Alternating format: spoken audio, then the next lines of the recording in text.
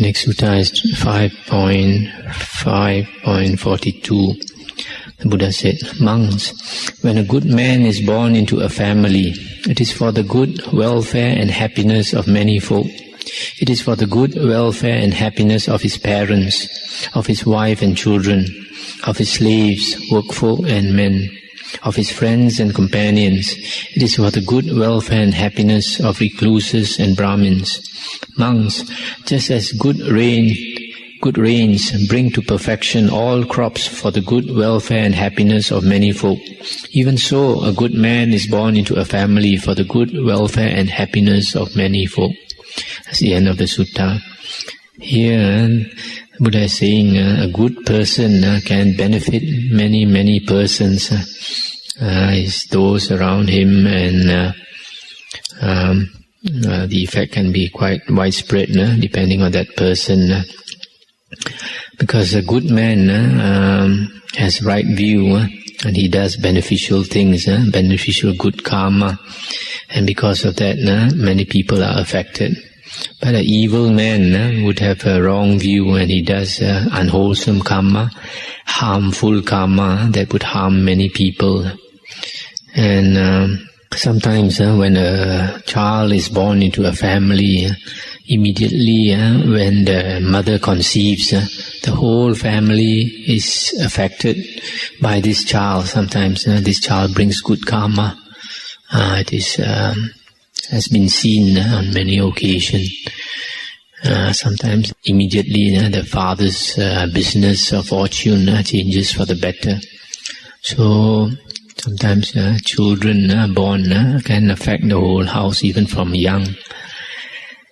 And concerning this, benefiting other people, there's one sutta and we heard before, Anguttara Nikaya 4.61, where the Buddha talked about how wealth could be used in a rightful way, in a beneficial way, to benefit many people. We heard about that sutta. You can use wealth to benefit yourself, benefit your family, benefit your relatives, friends, etc. And even to do meritorious deeds like giving to recluses and monks food. The next sutta is 5.5.43. Anathapindika, the householder, visited the Exalted One, and saluting him, sat down at one side. And so seated, the Exalted One spoke to him and said, "There are these 5 things, householder, which are welcome, sought after, lovely, but hard to get in the world." "What 5? "Long life, householder, is welcome, sought after, lovely, but hard to get in the world. Beauty is welcome, sought after, lovely, but hard to get in the world. Happiness, honor, the heaven worlds are welcome, sought after, lovely, but hard to get in the world. Such, householder, are the 5 things which are welcome, sought after, lovely, but hard to get in the world." I just stop for a while to comment. This is one of the very important suttas, very important concerning karma. The Buddha said these 5 things that hard to get is long life. Almost everybody wants long life. And beauty is something that comes when a person is born with that physical body. The third one is happiness. The fourth one is honor, having a good name, a good reputation, being well known. And the fifth one is good rebirth. These things are hard to get and everybody wants them. Now the Buddha continued. "Now these 5 things, householder, are not to be got either by vows or prayers, I declare. For if they were, why should anyone languish here? To bring about long life, householder, it is of no use for an Aryan disciple yearning for long life, either to pray for it or to think much of it. The way that leads to long life must be walked by the Aryan disciple, and when the way is walked by him, it leads to the winning of long life, and he becomes a winner both of heavenly life and human life. So too of beauty, happiness, honor. Householder, to bring about life in the heaven worlds. It is of no use for an Aryan disciple yearning for heaven either to pray for it or to think much of it. The steps that lead to heaven must be stepped by the Aryan disciple, and when those steps are stepped by him, they lead to the winning of heaven, and he becomes a winner of the heaven worlds. That's the end of the sutta. So here the Buddha is saying that these things that we want cannot be got by vows or prayers only. Because if they could be got by vows and prayers, why should there be still so much suffering in the world? We know that all the Buddhas and Bodhisattvas and countless Buddhas and Bodhisattvas and holy men have come. And yet, samsara is still the same. The three woeful planes, the three woeful paths, the hell world, the ghost realm, and the animal world, all are full with beings. And they will continue to be full with beings, and they will never be empty, because the Buddha said samsara will never end. Time will never end, and because time has no beginning and no end. So samsara will never end, and the Buddha said the only way to get these things that we want is to walk the path that brings us to what we want. For example, if we want long life, the Buddha said in the sutta on the karma, that in one of the suttas about karma, the Buddha said long life is to be got by practicing the precept against killing. That means if we don't kill other living beings, that is the way to get long life, because by allowing other beings to have long life, we will also get long life. And the way to get beauty is not to have a bad temper, not to get angry and sulk, etc. Because every time we get angry and show our temper, we become fierce. And when we become fierce, it shows in our face. And you keep on doing that, and it becomes a habit, and the face becomes fierce, and so it's not a lovely face, not a beautiful face. Whereas another person with a very good natured person, it doesn't get stirred up easily, and whatever words you throw at him, he takes it calmly with a sweet smile, and so it becomes a very sweet person, and that makes for beauty and happiness. There are many things to do to get happiness. Basically, it is to live a skillful life, to do wholesome action, wholesome things, instead of unskillful or unwholesome actions. And wholesome actions are actions that benefit other beings and benefit us. Unwholesome or evil actions are those actions that harm living beings, other beings, and harm us. And the way to get honor, as we have heard before in one of the suttas, is not to be jealous of other people, not to have a small heart, not to be selfish in that respect.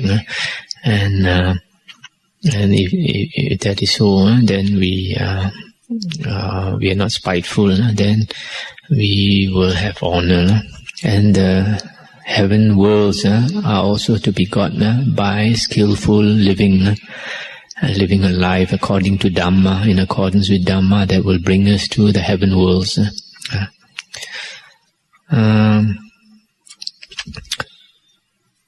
The Buddha said in the Dhammapada that striving should be done by yourselves. Buddhas only show the way. So the Buddha helps us indirectly by showing us the path, and we have to walk the path ourselves. We have to choose which way to walk, whether walk the good way or walk the bad way.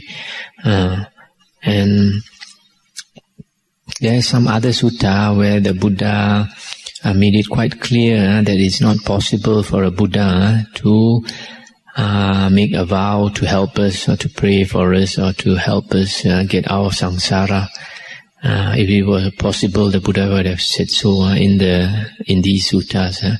But whereas the Buddha said very clearly, like in this sutta, that we have to work our own karma to get the things we want. And for that's why we have to understand the principle of karma and vipaka. If we do the right things, for example, if we don't kill, long life will come about naturally. We don't have to wish for it.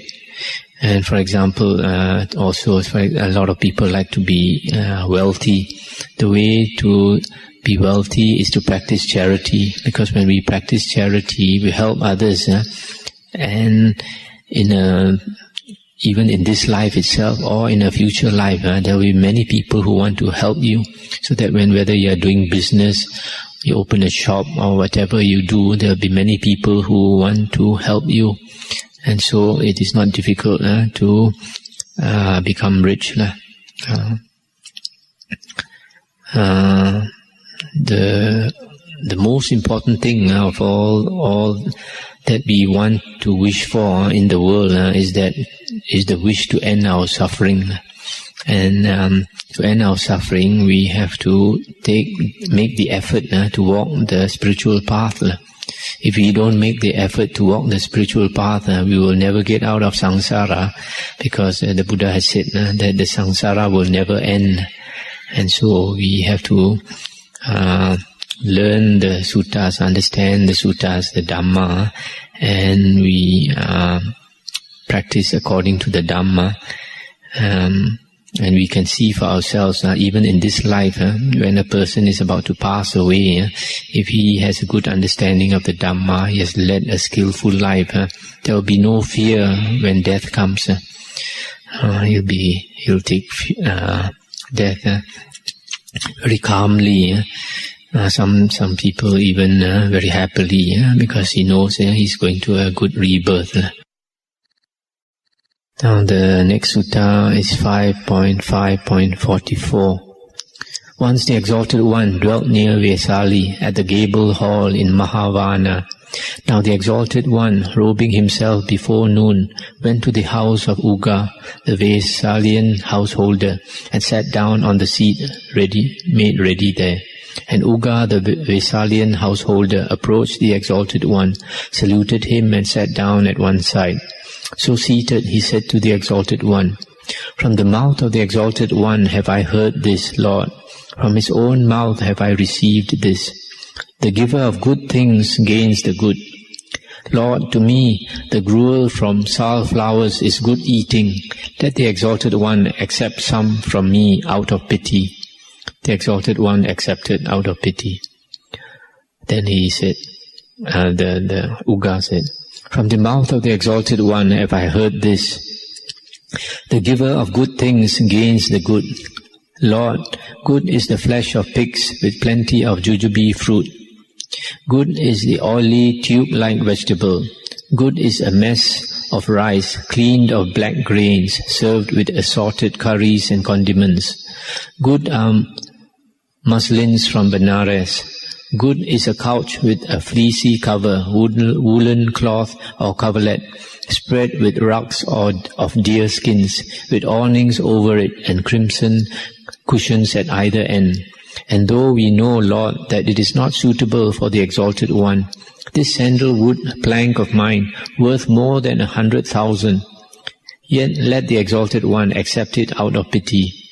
And the Exalted One accepted each gift out of pity. Then the Exalted One gave thanks to Uga, the Vesalian, with this benediction: "Who gives the good shall gain the good. He who to upright men gives willingly clothes, bed, food, drink, the needful requisites, and what's past is put aside, and obsesses not the mind. Whoso in Arahants doth find a field, forgives, wise man, foregoing what is hard, in giving thus, the good shall gain the good." And when the Exalted One had thus given thanks to Uga the Vesalian, he rose from his seat and departed. Now in due course, Uga the householder died, and thereafter arose in a certain ineffable world. At that time the Exalted One dwelt near Savatthi at Jeta Grove in Anathapindika's park, And there, when the night was far spent, Ugga the Deva, in lovely radiance, lighting up the whole of Jeta Grove, came and visited him, and after saluting, stood at one side. And the Exalted One spoke to him, standing there, saying, I hope, Ugga, things are well with you as we hoped. And he said, To be sure, Lord, things are as the Exalted One hoped. Then the Exalted One addressed this verse to Ugga the Deva, Who gives the good shall gain the good. Who gives the best shall best receive again. The choice receive. The chief place win. Who gives the best, the choice, the chief, that man has honor and long life wherever he arrives. That's the end of the sutta. In this sutta,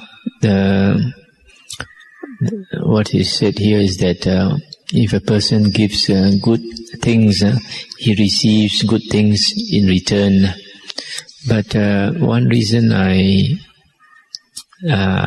mention this sutta is because here you notice that this man gave certain food to the Buddha, and one of them is the flesh of pigs with plenty of jujube fruit. This is one of the many instances in the suttas and in the Vinaya where it is shown that the Buddha and his disciples were not vegetarians. But there's a type of meat that the Buddha said was allowable to Buddhists, and there's a type of meat that is not allowable, and that is mentioned in the Majjhima Nikaya. The Buddha said the type of meat that is allowable should have 3 conditions. You did not kill, you did not ask somebody to kill, that's the first condition. The second one, you did not witness the killing, you did not see the killing. That's the second condition. The third one, you did not hear the animal cry as it was being killed. With these 3 conditions, you don't have the direct karma of killing. So it is that kind of meat is allowable. The other type, where you kill or you ask somebody to kill, or you saw the killing, or you heard the animal cry as it was being killed, then it is not allowable. I won't go into the details of why the Buddha allowed it. Perhaps later when we discuss some other suttas also concerned with meat eating, and then I will go into it. So here sometimes the one of the last items is mentioned here is a sandalwood plank that's worth more than 100,000. Generally, luxurious items the Buddha did not want to accept, especially in his younger days. The Buddha was very ascetic. Even robes, the Buddha did not accept robes that were the cloth of which was given by lay people. For about 20 or 25 years, it seems that he did not accept such robes. They only went about picking up this discarded cloth. Sometimes this discarded cloth could be found in cemeteries, what they call charnel grounds, where people used to throw these corpses. They wrap these corpses with cloth, and then they throw these corpses on these charnel grounds so that the corpses were eaten up by animals. So monks used to go to these charnel grounds and pick up this discarded cloth and use them. And because these cloths were broken up, they had to be, pieces of it had to be sewn to make a robe. That's why a monk's robe, a Theravada monk's robe, is like a patchwork, or like a field, like a rice field with pieces of cloth sewn together.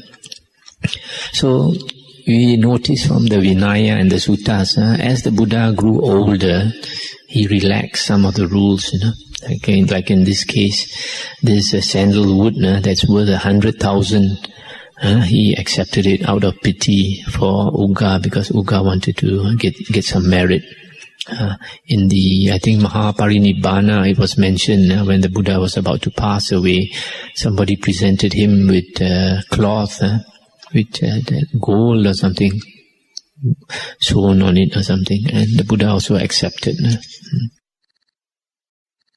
Now the next sutta is 5.5.48.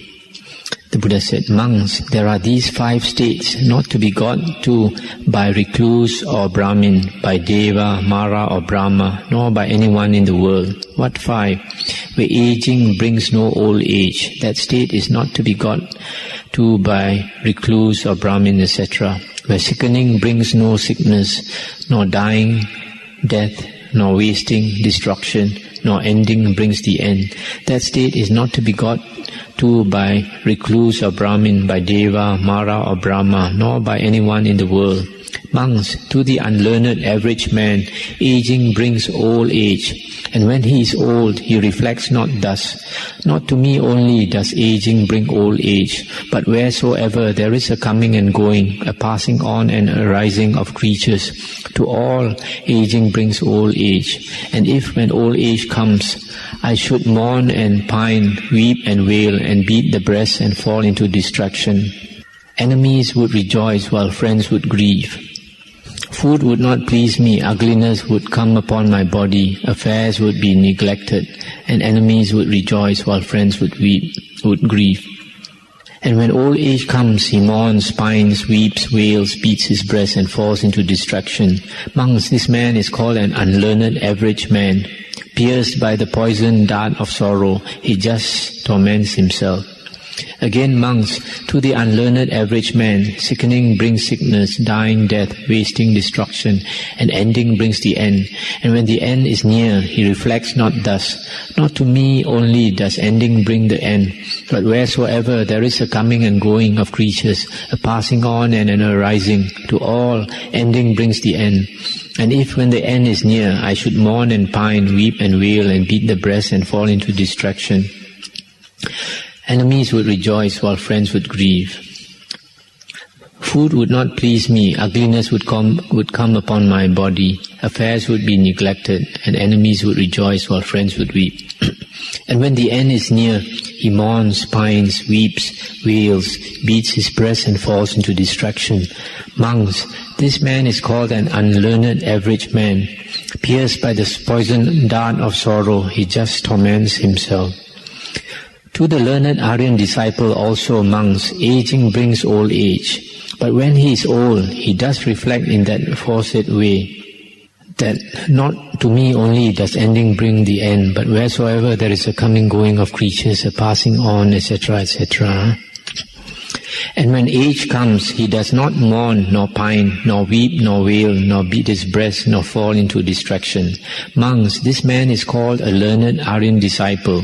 Drawn out is the poison dart of sorrow with which the unlearned average man torments himself. The sorrowless, dart-free Aryan disciple has cooled the self entirely. So also to the learned Aryan disciple, sickening brings sickness, dying death, wasting destruction, ending the end. And when the end is near, he reflects in a like manner. That is, not only to me does ending bring the end, but wheresoever there is a coming going of creatures, etc., etc. Monks, this man is called a learned Aryan disciple. Drawn out is the poison dart of sorrow with which the unlearned average man torments himself. The sorrowless, dart-free Aryan disciple has cooled the self entirely. Monks, these are the 5 states not to be got to by recluse or Brahmin, by Deva, Mara or Brahma, or by anyone in the world. That's the end of the sutta. Here basically is saying that no being can avoid aging, sickness and dying. Although the form it takes may vary. For example, in the heavenly world, it is not so visible. You don't see the aging so visible. An ordinary person, Putujana, does not reflect properly when he's old or when he's dying, that all beings must grow old and die. And so he does not accept aging and tries to make himself, for example, look younger. He does not accept death and looks for all ways to cure himself. But one who understands the Dhamma accepts aging. He grows old gracefully.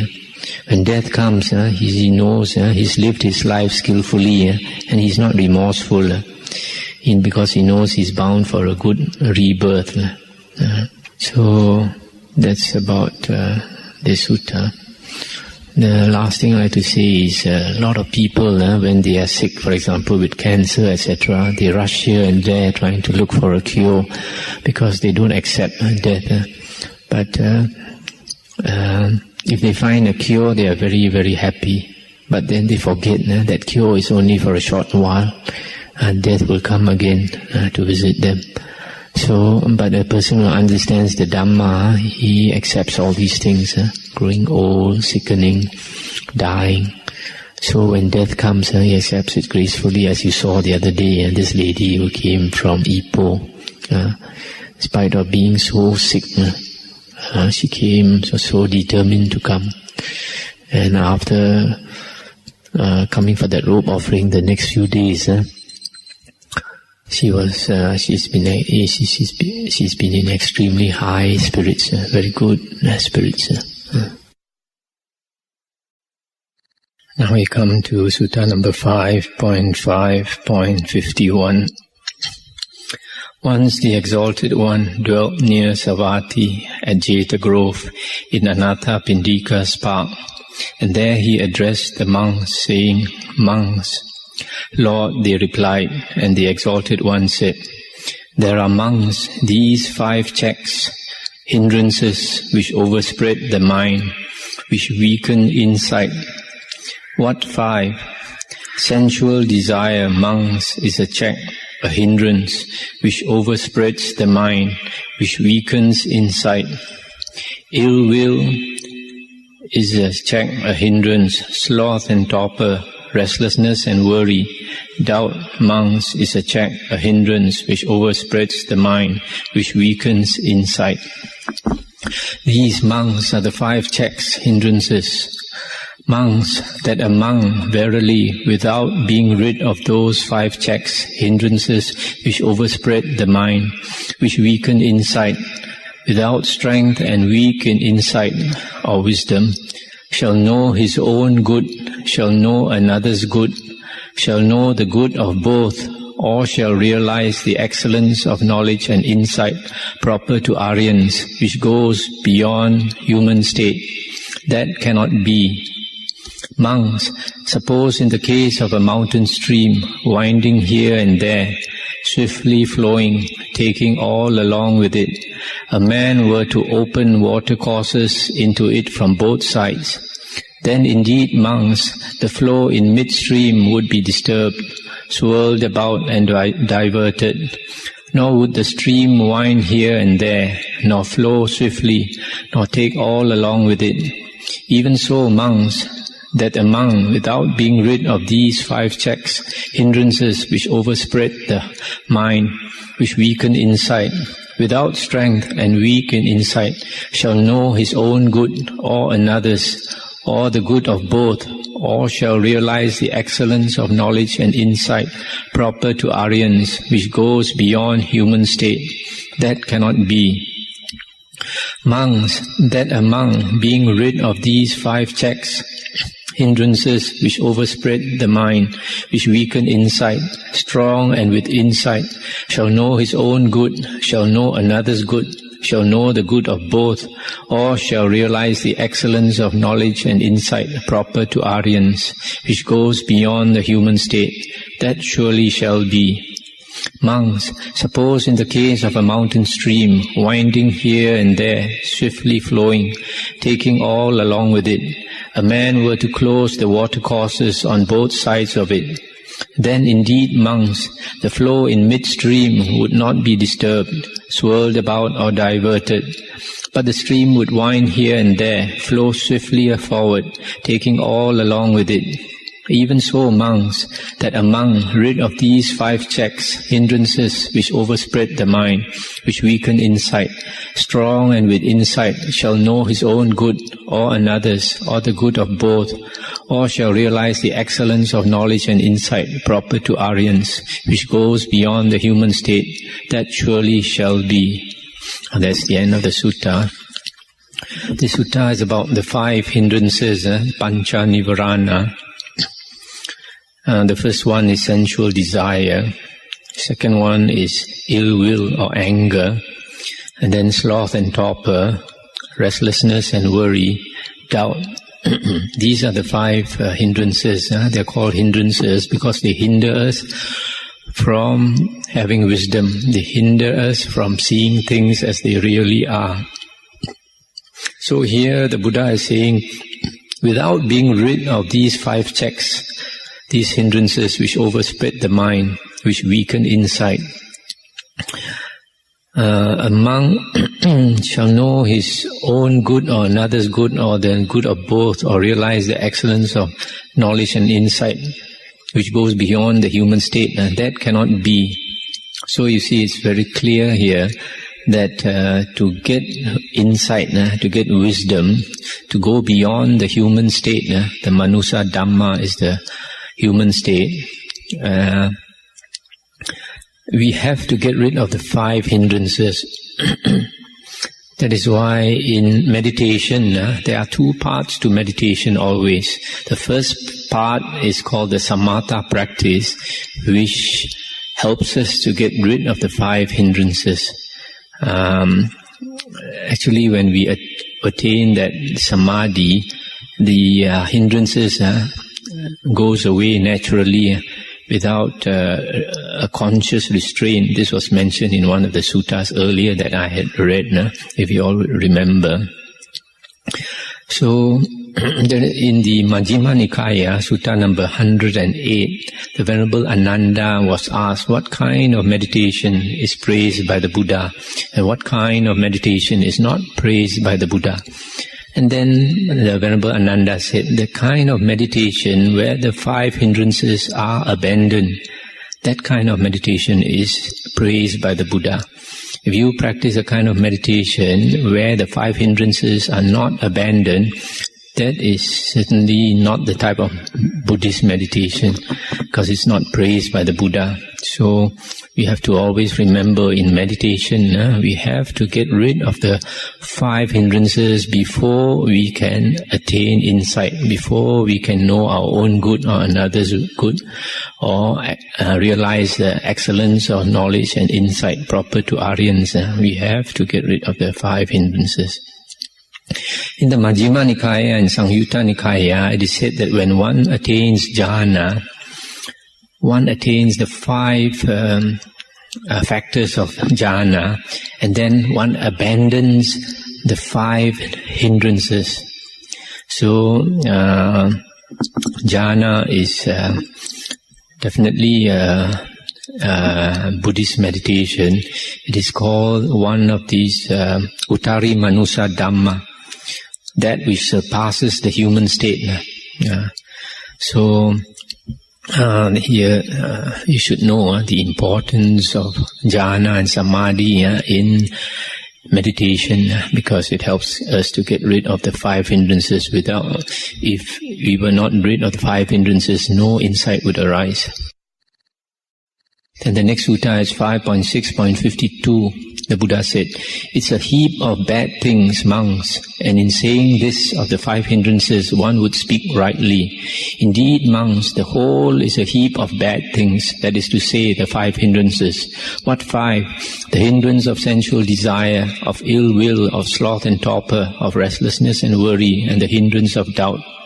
It's a heap of bad things, monks, and in saying this of these 5 hindrances, one would speak rightly.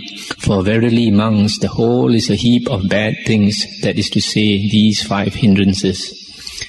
That's the end of the sutta. Here again the Buddha stresses that we have to get rid of these bad things, these 5 hindrances.